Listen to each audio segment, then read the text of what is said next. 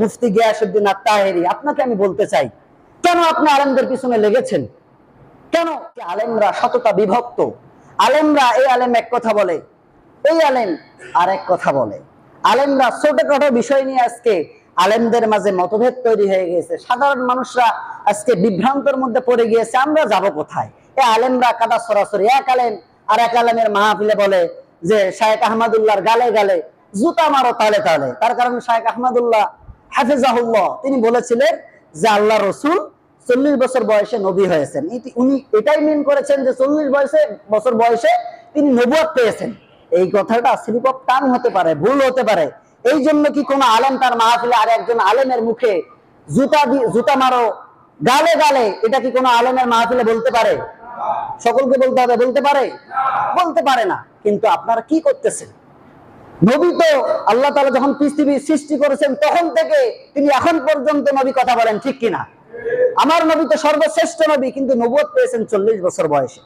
বিষয়, হাত বুকে বাঁধবো নাকি নাভিতে বাঁধবো নাকি কোথায় বাঁধবো, টুপি কোন টুপি পাঁচকল্লি মাথায় দেবো নাকি বড় টুপি মাথায় দেবো নাকি কোন টুপি মাথায় দেবো, এগুলো নিয়ে আপনি বিভেদ তৈরি করছেন। কিছুদিন গেলে টুপি মাথায় দেওয়ার মতন এই কল্লাটা আপনার থাকবে না, কথা বলেন ঠিক কিনা? জালেমরা আপনার কল্লা উড়াইয়া দেবে।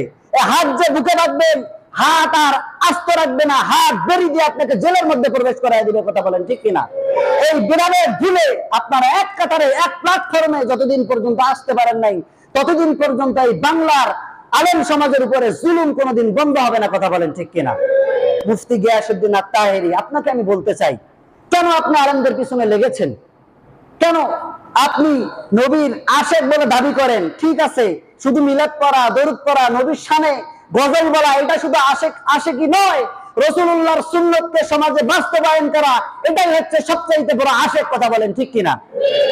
যেখানে দাড়ি নিয়ে চাকরি করার জন্য গেলে বলে যে এই দাড়িওয়ালা ছেলেকে চাকরি দেওয়া যাবে না, ইন্টারভিউ থেকে তাকে ফেরত পাঠানো হয়, কোন সেটা নিয়ে তো আপনি কোনোদিনও কথা বললেন না, তাহলে আপনি কিসের আপনি আশেক নামের কলঙ্ক, কথা বলেন ঠিক কিনা?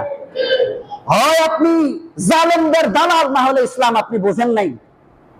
আপনি এগুলো জিনিস সমাজে ছড়িয়ে দিয়ে আলেমদের মাঝে বিভ্রান্ত ছড়াবেন না, তাহলে জাতি আপনাকে মনে করবে হয় আপনি জালেমের দালাল, না হলে ইসলামকে আপনি বোঝেন নাই, জাতি আপনাকে বয়কট করতে বাধ্য হবে, কথা বলেন ঠিক কিনা?